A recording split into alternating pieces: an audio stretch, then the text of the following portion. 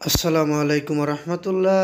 Welcome to Molla news TV. Molla news টিভির পক্ষ থেকে বাংলাদেশের সকল নাগরিকদের জন্য একটি মহা গুরুত্বপূর্ণ আপডেট নিউজ, বিশেষ করে ব্যাংক গ্রাহকদের জন্য এটি সবচেয়ে বড় একটি খবর।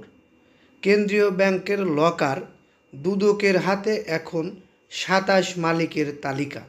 অর্থাৎ আমরা জানতে পেরেছিলাম দুদকের কাছে অভিযোগ করা হয়েছিল বাংলাদেশ ব্যাংকের লকারে অবৈধ টাকা জমা রয়েছে।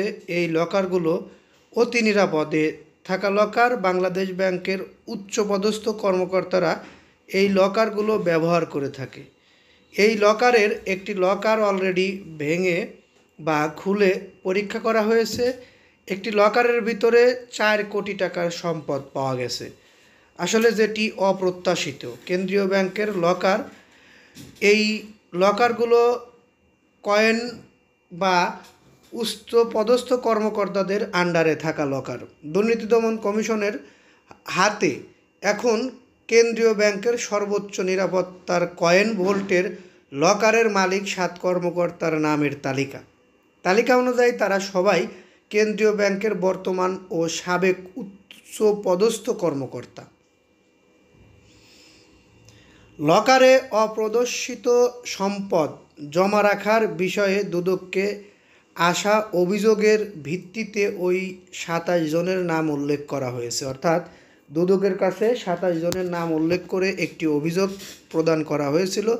লকারগুলোতে অপ্রত্যাশিত অর্থ ও মূল্যবান সম্পদ জমা রাখা হয়েছে এমন সন্দেহে গত ২৬ জানুয়ারি একটি লকার খুলে ৪ কোটি টাকার অর্থ সম্পদ পেয়েছেন দুদক। একটি লকার খুলেই ৪ কোটি টাকার অর্থ সম্পদ পাওয়া গেছে। ওখানে আরও লকার রয়েছে অনেক।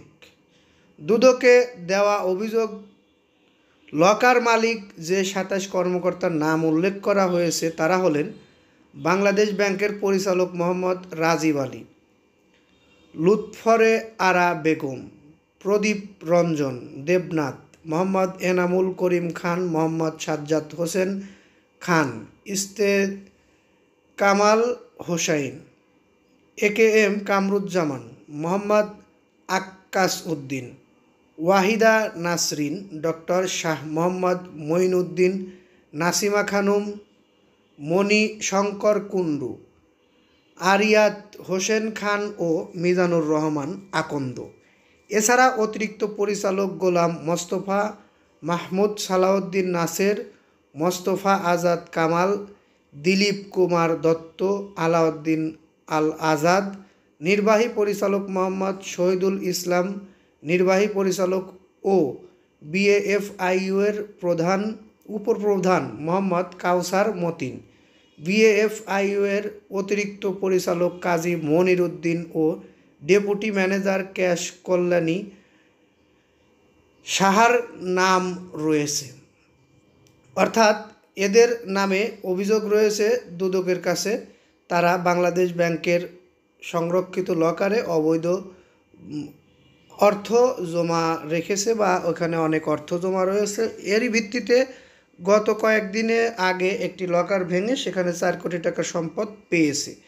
আরও যে লকারগুলো রয়েছে তাদেরকে তলব করা হয়েছে বা তাদের নামগুলো দুদকের কাছে রয়েছে।